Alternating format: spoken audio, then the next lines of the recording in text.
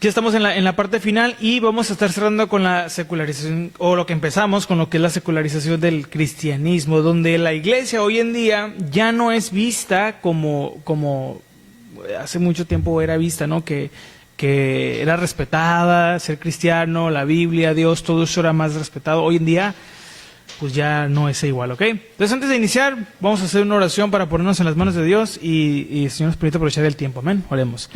Padre, damos gracias en esta tarde porque nos permite estar aquí. Gracias por tu amor, tu misericordia. Gracias, Señor, porque tú nos guardas de todas las cosas que a veces no nos damos cuenta, Señor. Te pedimos, conforme a tu voluntad, nos concedas de la guía de tu Espíritu para aprovechar este tiempo de clase, Señor, y poder, Señor, seguir aprendiendo y esto que hoy aprendemos aquí, valorarlo, Señor, atesorarlo, y verdad, Señor, poner nuestra dedicación para estar preparados para aquellos que nos demanden, Señor, de respuesta a cosas de la fe, Señor, pero sobre todo para ser edificados. Te lo pedimos en el nombre de Jesús y todos juntos decimos amén. Entonces, nos quedamos en que la iglesia, vimos algunos movimientos, ya no voy a repetir, ¿verdad?, que se levantan, ideas que surgieron obviamente por los malos, digamos, lo voy a decir de esta manera un poco más sencilla, por los malos testimonios, ¿verdad?, por el mal ejemplo de la iglesia y por el mal cumplimiento en este caso del rol de la iglesia, ¿verdad? Muchos movimientos se levantaron, ¿ok? Para buscar o dar respuesta a las cosas de la vida que sucedían, que en su momento la iglesia no pudo dar. ¿Por qué? Bueno, porque tristemente en esos días, en esas épocas, con el tiempo, ¿verdad?, pues se empezaron a enfocar más en los puestos, etcétera. Lo vimos con el tema de los reyes, de los papas. Entonces surgieron movimientos como la Ilustración, ¿verdad?, cuando empezaron a surgir en aquellos años. Y más recientemente empezaron a surgir otros movimientos a nivel social, ¿ok? Estoy hablando de ese nivel social, como las olas del feminismo, ¿se acuerdan cuando los mencionamos? Y muchas cosas. Y dentro de la iglesia, todas y muchas de esas ideas, lo que fue el marxismo y muchas de esas ideas, con el tiempo empezaron a penetrar más fuerte en la iglesia, ¿ok?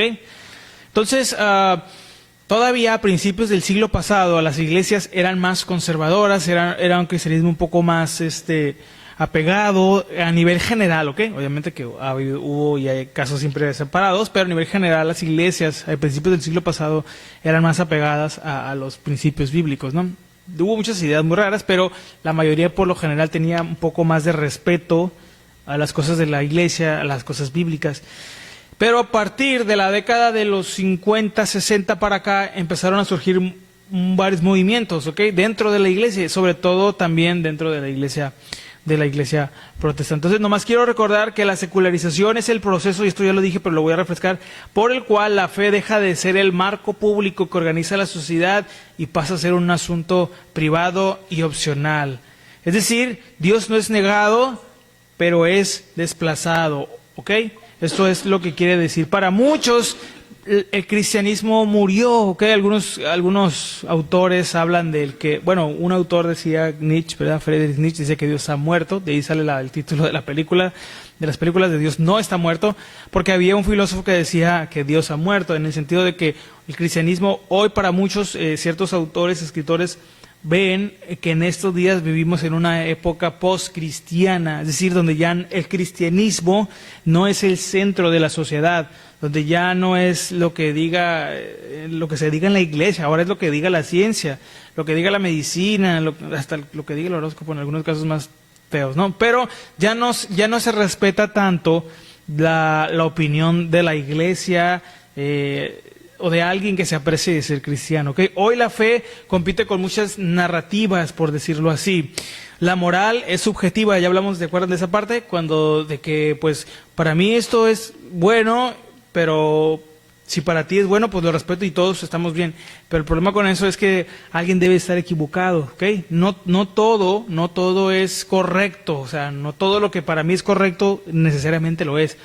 Entonces, hoy se vive en este tipo de ideas ya más en un subjetivismo moral, y la fe hoy se elige o se descarta. Ahora, no quiero confundir mucho aquí porque aquí entran muchos temas, porque esto no es para impulsar a obligar a la gente a creer, ¿ok? Porque al final Dios respeta el libre albedrío de cada quien, ¿ok? Dios respeta Más que respetar, Dios no quiere, Dios no obliga a nadie. ¿Sí me explico en ese sentido? Entonces, tiene que ser de la voluntad, obviamente, pero eso no quita la realidad de que existen verdades absolutas. Las verdades de Dios son verdad hoy, mañana y siempre. La Biblia es verdad hoy, mañana y siempre. Dios es el mismo ayer, hoy y por los siglos, esa es su palabra, ¿se acuerdan? Bueno, Cristo. Entonces, las verdades absolutas existen. El problema es que el mundo de hoy cree una buena parte de la sociedad de hoy cree que no existen verdades absolutas. Y este tipo de ideas se han metido en la iglesia, ¿ok? Entonces, para el mundo la iglesia ha dejado de ser el centro, como antes lo fue. Antes lo que decía la iglesia, eso era la ley, ¿no? En un sentido. Pero hoy se convierte en una voz más. Entonces, ¿qué es lo que pasa hoy en día? Bueno, con todos estos movimientos que se dieron, ¿verdad? Hubo muchas figuras que ya lo dijera la clase pasada. Como esto, solo estoy recapitulando un poquito para llegar al punto que vamos a tratar ahorita. Varias figuras ahí se levantaron, vivimos algunos movimientos. Entonces, ¿qué pasó? Bueno, que hoy en día la iglesia solamente es una opción más, ¿ok? Tristemente, estas ideas, al meterse en la iglesia, hoy en día se crearon muchos movimientos, ¿no? Ya vimos lo de las teologías de la liberación, ¿se acuerdan? Cuando intentaron, o todavía existen algunas iglesias que se han sumado a eso de las teologías de la liberación. Entonces, hoy en día existe a nivel general, en muchas iglesias, un cristianismo más diluido, ¿ok? Es lo que quiero dar a entender. Un cristianismo más diluido, no tan comprometido, ¿ok? Hoy lo que buscan las iglesias es tratar de hablar el lenguaje del mundo para conectar con la cultura del mundo y atraer a las personas. Pero Jesús, y lo vemos en los evangelios, Él no hizo eso como tal. Él vino y predicó la verdad. Él predicó el reino de Dios, las verdades del reino, ¿verdad? Y bueno, el que creyó, pues bienaventurado, dice la palabra, ¿no? Y el que no cree ha sido condenado.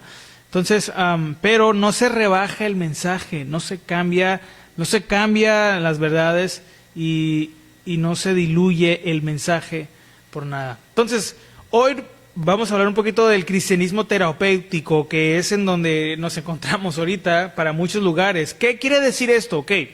Que el cristianismo terapéutico es lo siguiente, lo voy a explicar así, que la fe fue reducida a sanar emociones. O muchos hoy intentan ver que la fe se reduce a sanar emociones. Al final de la sesión pasada o de la clase pasada hablamos de que hoy en muchos lugares, en los psicólogos, incluso recomiendan, si alguien, ¿verdad?, va a terapia y le dicen que bueno, pues es que yo voy a una iglesia, incluso la psicología les dice, o los psicólogos, no, pues ve, no dejes de hacerlo.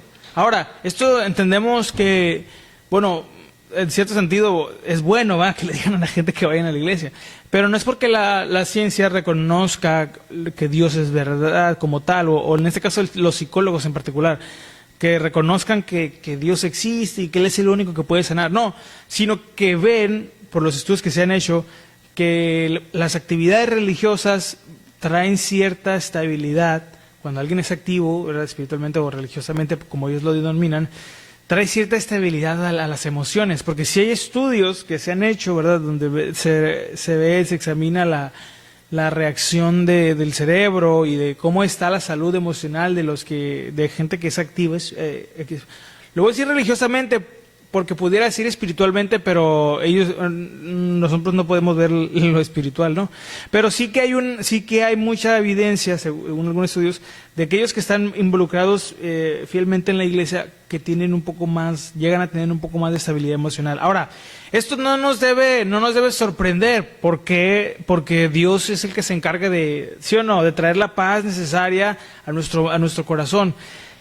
¿Cuál es el problema? Que hoy la iglesia es vista como nada más para sanar las emociones. Pero yo pregunto, ¿sanar las emociones o nuestras emociones estén estables es la única razón por la que nosotros debemos venir a adorar a Dios?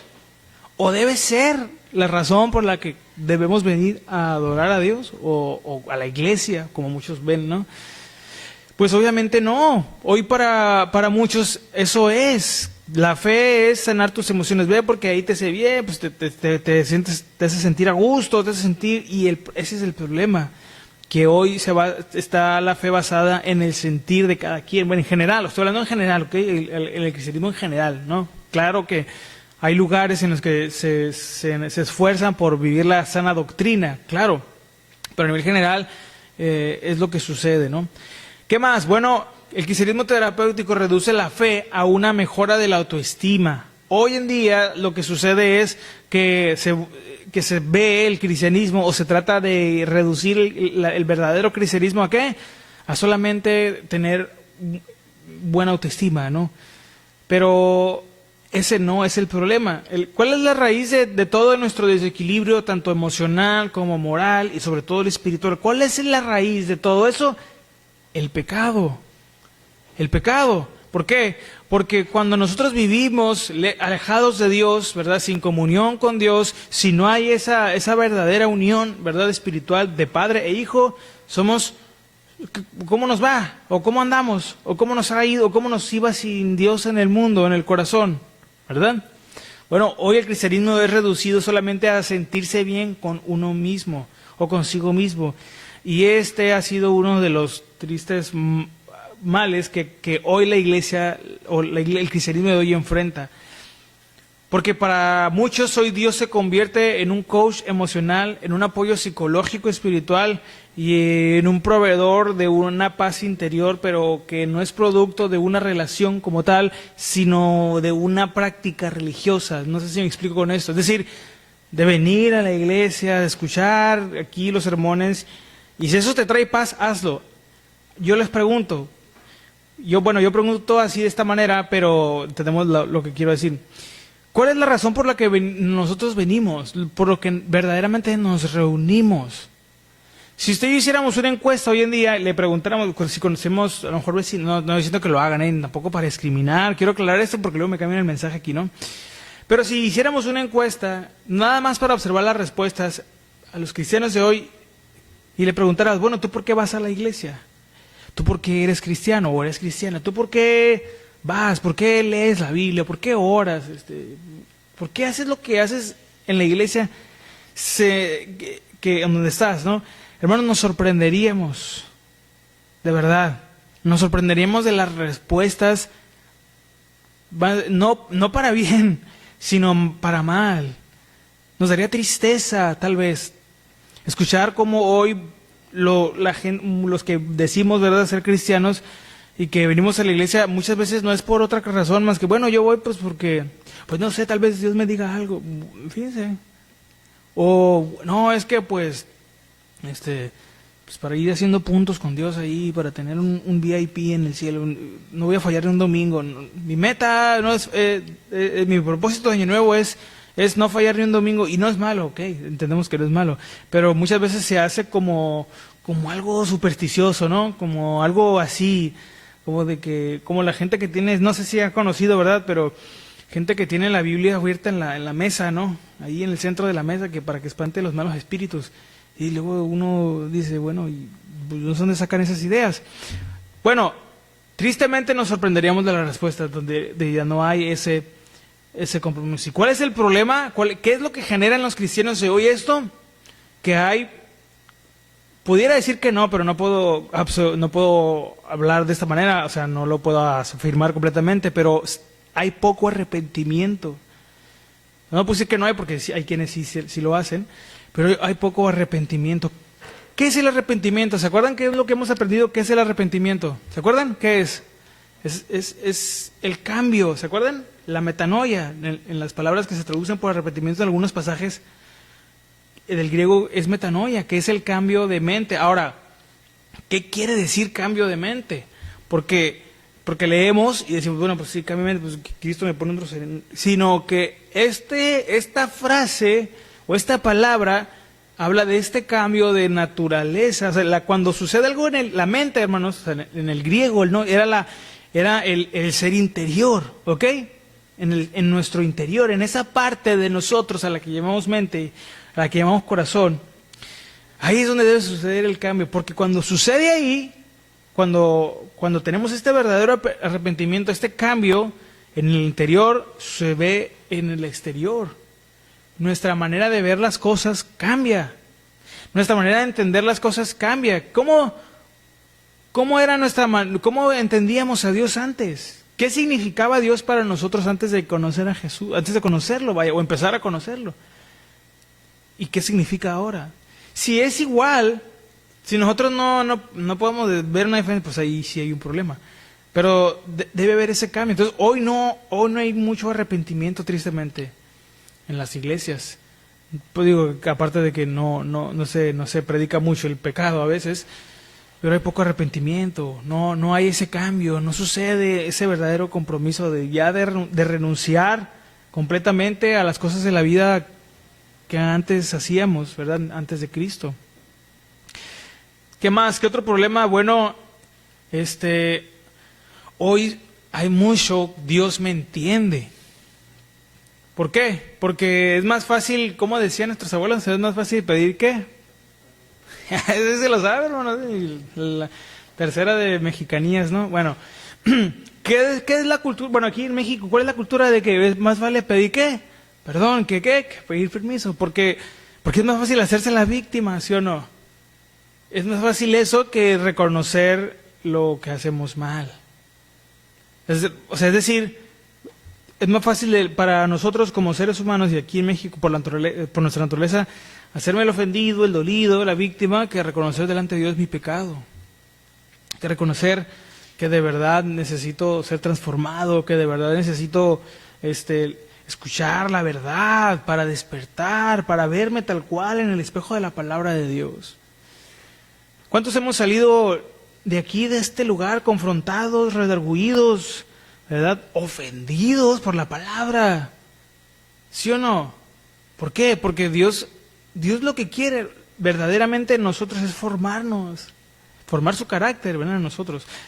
Y para eso tiene que decirnos la verdad. Tiene que decirnos cuando algo no le gusta, cuando algo no le agrada, una práctica, una costumbre, algo que hay en nosotros, Dios nos los dice y lo va a decir, hermanos. Pero eso hoy en día muchos la mayoría no lo quieren oír. O no lo queremos oír, ¿vale? Lo voy a decir de esta manera. ¿Por qué? Porque es difícil aceptar, ¿sí o no? A veces si tenemos tiempo en la iglesia y alguien viene y nos dice algo y tú qué vas a saber si vas empezando y cosas así, ya sabemos, ¿no? Es difícil porque así es la relación. Pero obviamente que en un corazón conquistado por Dios, enamorado de Cristo, pues sí nos vamos a molestar y lo que sea, pero vamos a reconocer. Tarde o temprano vamos a rendirnos. Bueno, Señor, sí es cierto. Estoy mal, tengo que dejar esto, tengo que dejar aquello. Pero entendemos la razón por la que lo hacemos, ¿no? Entonces, hoy en día, Cristo deja de ser el Señor para muchos y se vuelve un servicio. Hoy muchos creen que Dios está para servirnos. Hoy muchos casi aseguran que lo único que Dios tiene que hacer es abrirnos puertas para todo, darnos todo lo que le pedimos y ya, no hay más. Yo les pregunto, ¿es lo único que Dios hace en nuestras vidas o lo único que Dios debe hacer? ¿Es lo único? Claro que no, ¿sí o no? Pero es lo que hoy sucede. ¿Qué más? Bueno, hoy hay muchos mensajes con énfasis en ¿qué? En el éxito personal, en una vida, una vida de éxito, en la bendición constante, tristemente, hermanos. Muchos solamente están en una iglesia porque quieren nada más la bendición de Dios. ¿Y quién no quiere las bendiciones de Dios? Pues claro, ¿no? Pero es lo único que quieren. No quieren nada más. No quieren el gobierno de Dios. No quieren verdaderamente la santidad de Dios en sus vidas. Eso es lo que pasa hoy. Porque es más fácil querer que nada más Dios nos dé las cosas bonitas. ¿Sí? Pues aquí está mi niño, mire, tenga su moñito porque se portó bien y ahí está su carrito, su casita, ¿no? Pero ¿qué del compromiso? ¿Qué del sacrificio? ¿Cuánto nos cuesta venir a la iglesia? Sinceramente, yo voy a levantar hasta los pies. Siempre tenemos ganas de venir, a ver. No, ¿verdad? Siempre tenemos ganas de orar. No, el que diga que sí, pues yo creo que debe ser de Marte, pero pues igual, pásame la receta. Todos los días tenemos ganas ¿a poco todos los días nos levantamos? Ay, hoy voy a renunciar al trabajo para dedicarme a ser misionero. No, ¿verdad? O bueno, y si un día Dios le hace el llamado, pero sanamente, bíblicamente, pues, ¿verdad? Hay que ser obedientes. Pero todos los días nos levantamos y hoy es, ¿verdad? Pues a veces no digo que nunca, ¿verdad? Y así nunca, y sí, hermanos, vamos a orar por liberación. Pero, obviamente que, ¿por qué? Porque estamos en un cuerpo donde hay una lucha, ¿sí o no? Todos los días. ¿Quién no batalla con la carne? ¿Quién no batalla con el pecado? ¿Quién no batalla cuando a veces el pastor viene y nos da una palabra de exhortación y estamos ahí? ¿Está bien, hermano? Sí, pastor, sí, está bien lo que usted diga. Y ya estamos, ¿no? Como niños chiquitos, ¿no? Pues ¿cuánto nos batallamos a veces con eso? ¿Sí o no? Pues, claro. Entonces, es un proceso donde Dios nos va moldeando, nos va formando. Ahora, yo no lo digo aquí, y mis hermanos están de testigo, cuando nos paramos aquí, no lo decimos porque ya Dios no nos forma. ¿Sí o no, hermanos? ¿Cómo nos va cuando...? Es bien peligroso. Si Dios les enseña, hermanos, yo les quiero hacer aquí un paréntesis. Si Dios los ha llamado al ministerio de la predicación, miren, aguas con no hacer, primero, no obedecer lo que Dios nos dice que prediquemos, y lo otro es cuando estamos predicando algo fuerte, porque bajándonos de aquí, hermanos. Okay, el Señor, muy bonito, ya predicaste, sí, tus puntos y la aplicación, y lloraste si quieres, pero aquí viene la prueba también. Bajándonos de aquí, hermanos, Dios también nos prueba, ¿no? Pero bueno, solo Dios sabe porque eso no está aquí en las anotaciones, solo sabe porque aquí lo lanzamos. Pero, ¿qué pasa hoy? Bueno, regreso al punto, que no se quiere el compromiso, nada más la bendición. Ahora, ¿Dios tiene bendiciones para sus hijos? ¡Claro! Y somos testigos de eso, ¿sí o no? Pero todas esas ideas que se han metido en la iglesia hoy, hermanos, tristemente diluyen el cristianismo. Entonces, no, el negarse a uno mismo, el sufrimiento, el pecado, todo eso se trata de disfrazar, muchas veces ni siquiera se menciona para que la gente entre a la iglesia. O sea, literalmente mucha gente, las iglesias se llenen. Entonces hoy el evangelio se suaviza para no confrontar. Y el problema es, uno de los tantos, es que se crea una generación de cristianos débiles, que avergüenzan y manchan, o manchamos, lo dijo la otra vez a mi abuelito, el nombre de Dios y de su santa iglesia. Porque se puede de todo, porque no pasa nada, porque la Biblia dice que no es pecado tomar alcohol, porque la Biblia nunca dice que no debes de fumar, porque no viene el versículo. Hermano, pues si la Biblia no es pídala cantando, no va a decir así el versículo, no fumes. O sea, ahí está el principio. Y uno tiene que saber entenderlo e interpretarlo. Ya lo hemos visto en las clases de hermenéutica, ¿se acuerdan? Pero ¿qué pasa? Bueno, hoy hasta ese punto se diluye. Hoy, hermanos, muchos quieren, esperan o quieren que la Biblia diga exactamente lo que quieren que diga para hacerlo o para no hacerlo, o a veces aunque no lo digan lo hacen, ¿no? ¿Por qué? Porque no puede ser que Dios haga esto, no puede ser que Dios me prohíba esto. A ver, ¿qué tiene de malo, hermano? ¿Verdad? Que agarre un bote y... Bueno, aquí no vamos a... Eso lo hemos explicado muchas veces, no vamos a perder el tiempo. Lo que es verdad es que si nosotros no podemos doblegar nuestra vida, nuestros gustos, nuestra comodidad, por amor a Cristo y por amor a nuestros hermanos, algo está mal aquí. O sea, no hemos rendido esa área. Dios no ha ganado ese terreno ahí. Porque nosotros no vamos a... Un cristiano, hermano, que se la vive cuestionando a Dios, ¿y por qué? ¿Y por qué? ¿Y para qué? ¿Y qué? Y alguien que se la pasa así para todo, es alguien que no quiere obedecer a Dios. Es alguien que no ama a Dios. Es alguien que tal vez quiere amar a Dios. O es alguien que tal vez quiere aprender a ser cristiano, pero ese querer está ahí, está a un paso nada más de que le den todas las respuestas, y no es así. Porque alguien que, ¿verdad?, ha sido transformado y que está siendo transformado y moldeado por Dios, no va a discutir con Dios. No se va a pelear con Dios. ¿Se acuerdan lo que le pasó a Job? él en un momento, obviamente porque era hombre, ¿no? Como nosotros, en un momento él sacó su frustración en uno de los diálogos, ¿se acuerdan? ¿Hasta qué fue lo que dijo? Que ojalá que se borre el día en que nací. Deseó no haber nacido. ¿Por qué? Por todo lo que estaba viviendo. Entonces sacó esa parte y Dios le contestó al final. A ver, Job, ¿dónde estabas tú? ¿Dónde estabas tú cuando yo formé el universo? Cuando puse el límite a las aguas. Cuando Dios le estaba diciendo, yo no imagino la cara que tenía este hermano. Imagínense, hermano, nosotros aquí haciendo berrinches, ay, doy mi casita y no sé qué, y ya se me descompuso. Y ahí, ¿dónde estás, Señor? Y imagínense que Dios nos haga eso que le hizo a Job. Nunca más le preguntáramos algo. Nunca más, hermano. Porque lo reconoce al final, ¿se acuerdan? De oídas te había oído. O sea, yo más o menos tenía una idea de lo que tú eres y un cierto respeto a lo que tú representabas, pero ahora es diferente. Ahora puedo decir que te he conocido, que me encontré con el Dios verdadero. Y por eso Job al final mejor los mariachis callaron, ¿no? ¿Por qué? Bueno, porque tuvo ese encuentro verdadero. Uno como no lo había tenido, y cuando tenemos ese encuentro y Dios nos muestra quién es, hermanos, de verdad las excusas se empiezan a bajar, el cuestionamiento, y nuestro corazón y nuestra mente simplemente empiezan a obedecer. Porque ya no ocupamos más pruebas, ya no ocupamos más, porque ya estamos conociendo y aprendiendo quién es Dios. Entonces, aquí hay algo clave.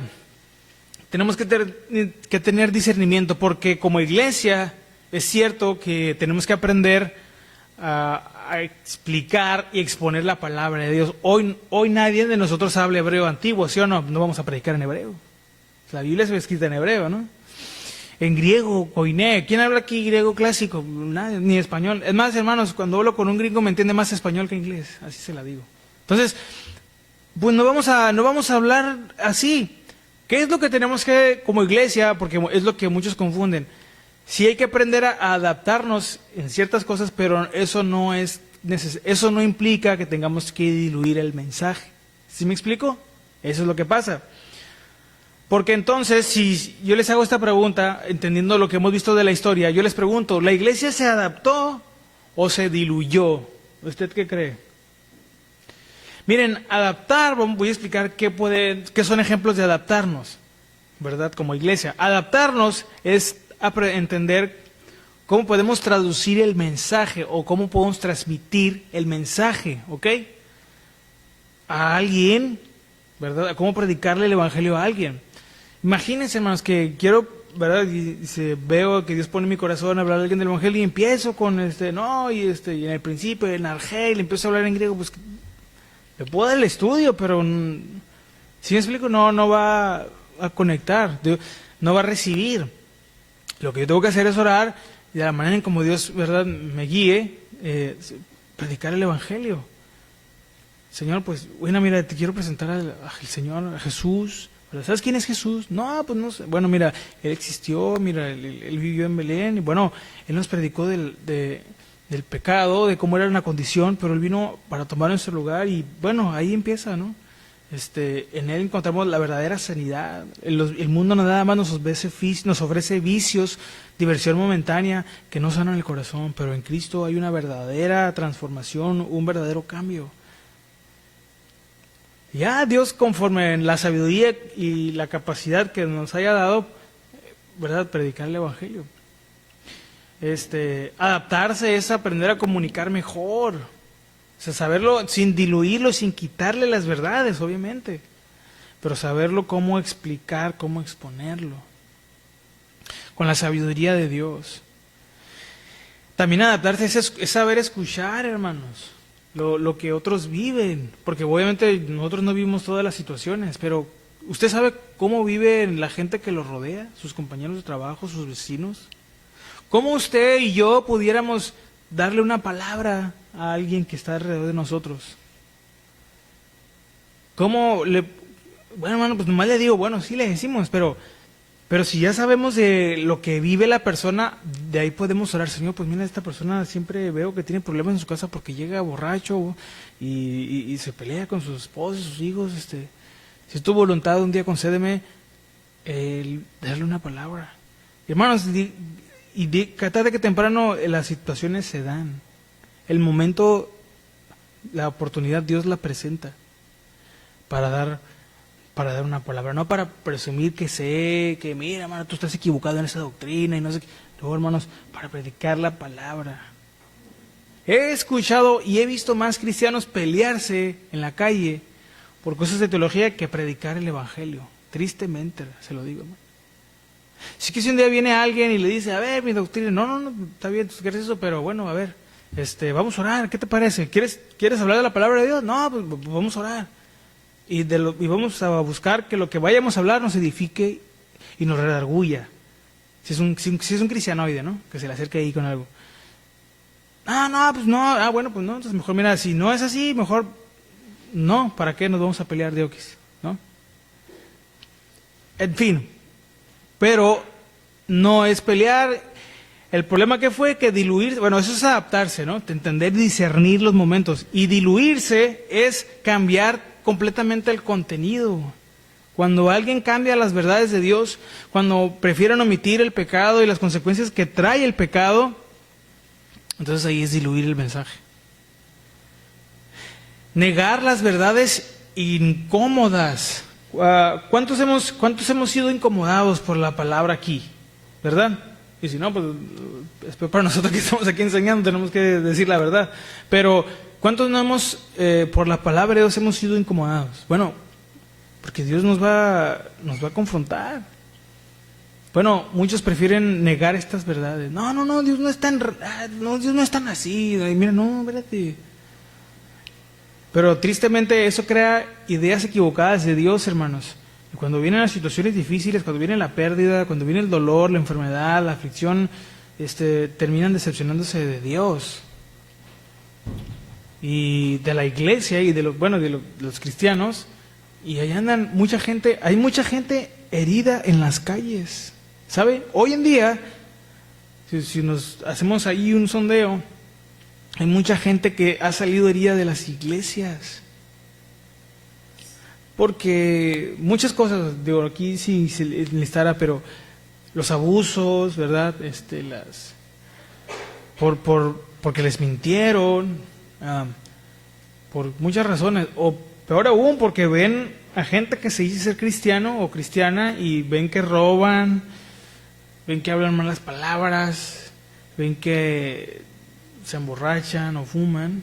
Entonces, hoy en día está muy diluido todo eso, ¿no? Y bueno, nuestro reto es seguir siendo fieles a las verdades.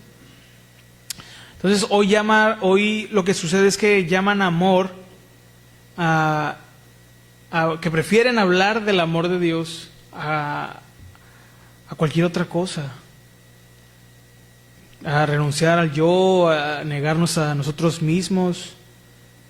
Hermano, nuestro Señor Jesús, en su vida, si vemos algo, es que sí, Él entró en el mundo como ser humano, como hombre, ¿verdad? Él se encarnó, pero nunca negoció la verdad.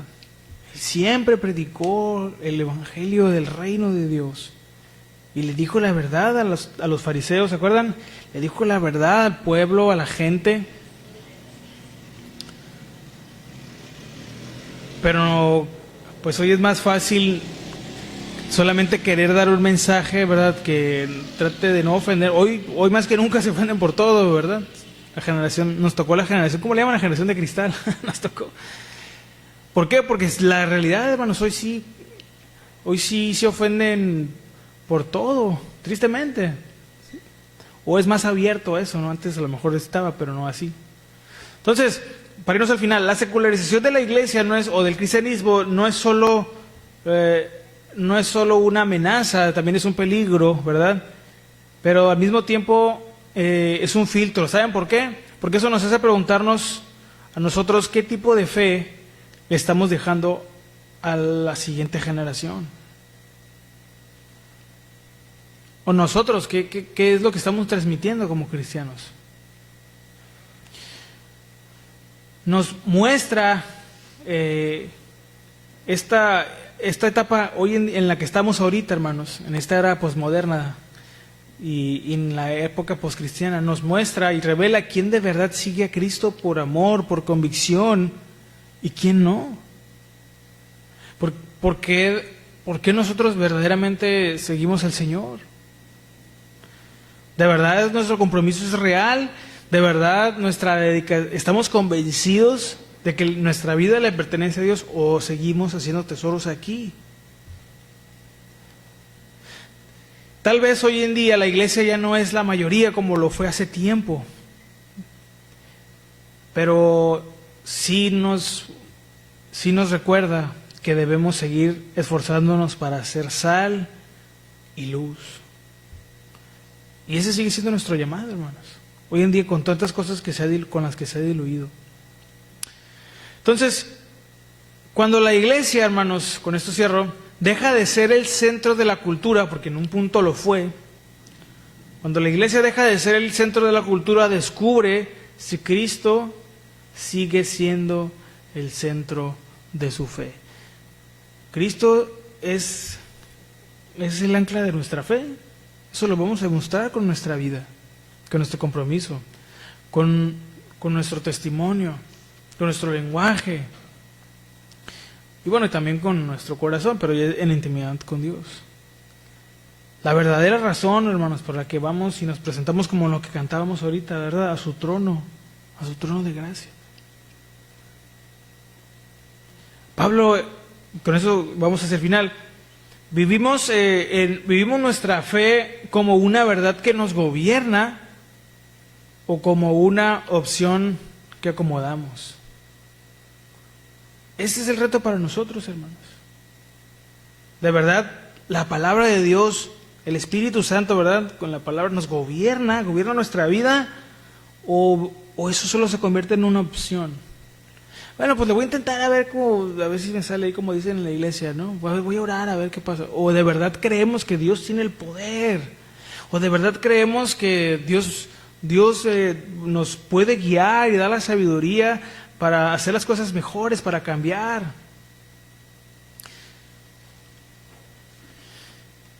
Si Dios nos pudiera dar una calificación como su iglesia, imagínense que viniera el Señor, que fuera a todas las iglesias a palomear ahí.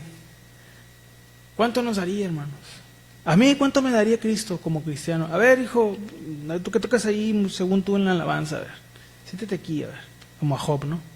A ver, y me empieza a preguntar, a ver, pero este día, ¿por qué no oraste? A ver, no, pues es que, no, pues Señor, pues tú sabes, uno aquí, a ver, no, pero explícame.